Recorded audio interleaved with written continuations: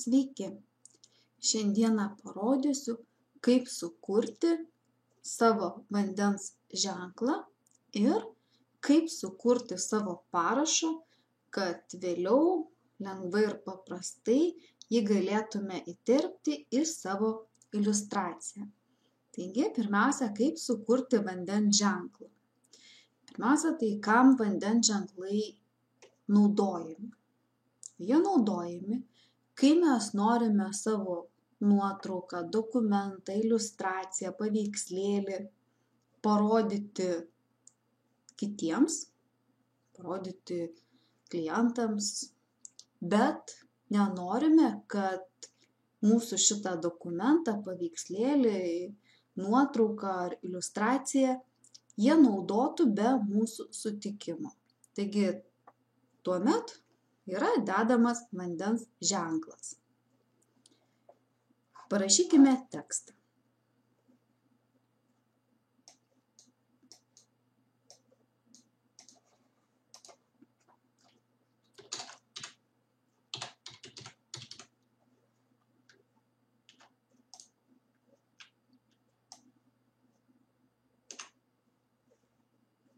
Pavyzdys. Galime dar truputėlį padidinti, užfiksuojame. Šitam tekstui, štai turime teksto sluoksnį, galime suteikti sluoksnio stilius. Taigi spaudžiame dešinį pelės klavišą, renkamės Blending Options ir galim pasirinkti stilių Bevel and Emboss, tai nuožulnumai ir iškilumai. Pasirinkime Inner Bevel, vidinis nuožulnumas.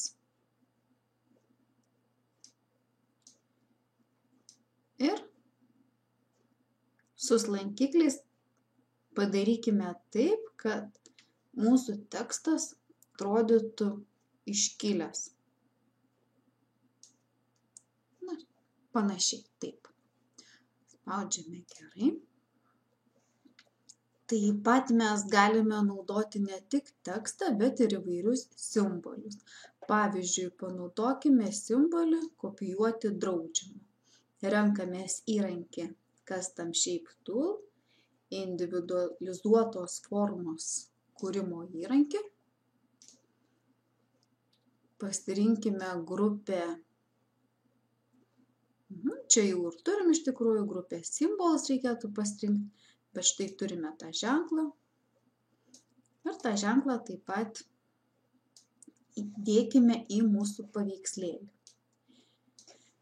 Štai turime teksto sluoksnį su sluoksnio stiliumi ir turime formos arba vektorinį sluoksnį. Šitam sluoksniui vektoriniui, jeigu norime suteikti tokį pat sluoksnio stilių, mes galime vėl spausti dešinį pelės klavišą ir su Blending Options nustatyti, arba galime paprasčiausiai kopijuoti sluoksnio stilių.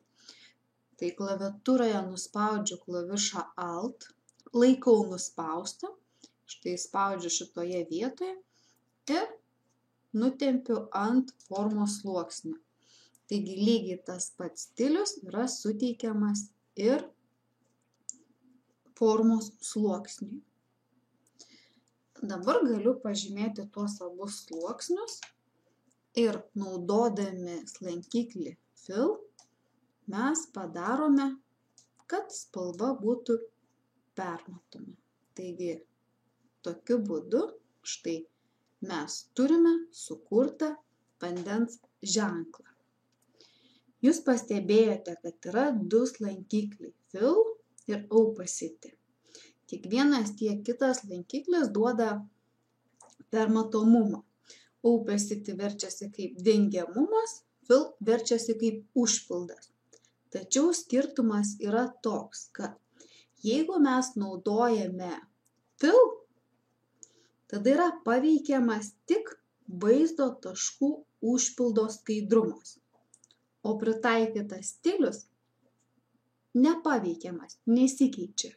Tai yra, mes tik spalvą padarome peršviečiamą, permatomą.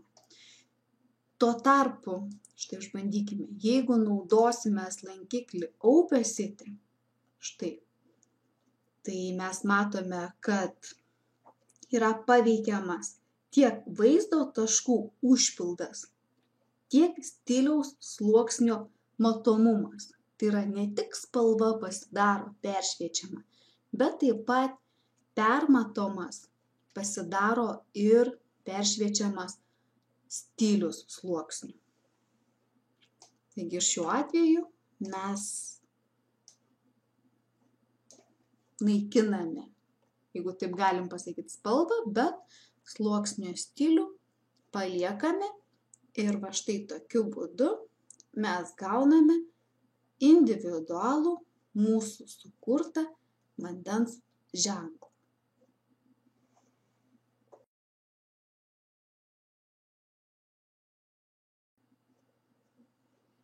Dabar sukurkime savo parašo pavyzdį ir jį išsaugokime teptukų pavyzdžių paletėje. Tai yra, kad šitą parašą galėtume rasti štai prie šitų teptukų. Pirmiausia, mes tą parašą turime sukurti. Paimkime naują lapą. Nustatykime dydį pikseliais. Maksimalus galėtų būti galbūt 2500, aukštis, plotis, arba gali būti ir kitokie išmatavimai, bet kuo lapas didesnis, aišku, tuo standartiškai pradinį variantą parašo gausime didesnį, bet visada galim sumažinti. Padarysiu nedidelį, pasirinksiu 1000, plotis 1000, aukštis, skiriamąją gebą, jeigu mes norime vaizduoti nuotrauką, paveikslėlį monitoriuje, ekrane, mums užtenka, kad skiriamoji geba būtų 72 pikseliai colyje, bet padarykime dabar skiriamąją gebą didesnė, tai yra 360, pasirinkime, kad fonas būtų baltas ir spaudžiame gerai. Štai turime lapą, kuriame turime sukurti savo parašą. Jeigu mes turime grafinę lentą, mums aišku, tą parašą sukurti yra daug lengviau ir paprasčiau, bet galime sukurti jį ir pele. Imame mums tinkamiausią teptuką. Kaip mes tuos teptukus čia matome, galime pasirinkti štai šitoje vietoje. Ar mes matome tik ikonas, ar mes matome ir pavadinimus. Galim, pavyzdžiui, palikti ir ikoną, ir pavadinimą. Pasirinkime teptuką, kurio antgalis būtų smailus. Pavyzdžiui, šitą Flat Point Medium Shift. Galim nustatyti jo dydį.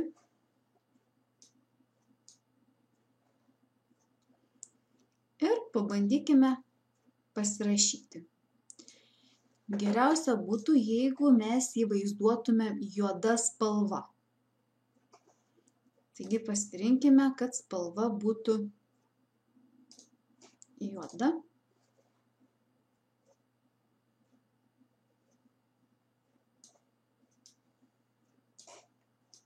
Bandau pasirašyti, kaip jau gausis, taip. Štai. Sukurtas parašas, dabar tą parašą reikia išsaugoti. Renkamės komandą Edit ir tada komandą Define Brush Preset.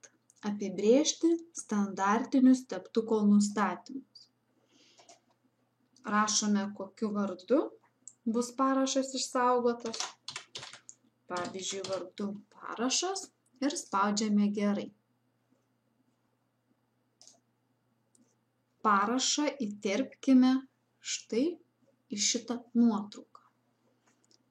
Tam tikslui mes renkamės įrankį, brush tool, teptuko įrankį ir brush picker, tai teptukų pavyzdžių paletė. Mes matome štai savo sukurtą pavyzdį, kaip teptuką, kaip įrašą, parašas. Aš būtinai turiu pažymėti paveikslėlio sluoksnį ir tik tada pasirinkti. Ir štai galiu įkelti parašą. Parašą geriausia įterpti naujame sluoksnyje. Nes jeigu parašą uždėsime ant paveikslėlio sluoksnių, tada jisai susilies su paveikslėliu ir mes negalėsim jau didinti, mažinti ar kažką ten su juo daryti. Taigi paimkime naują sluoksnį.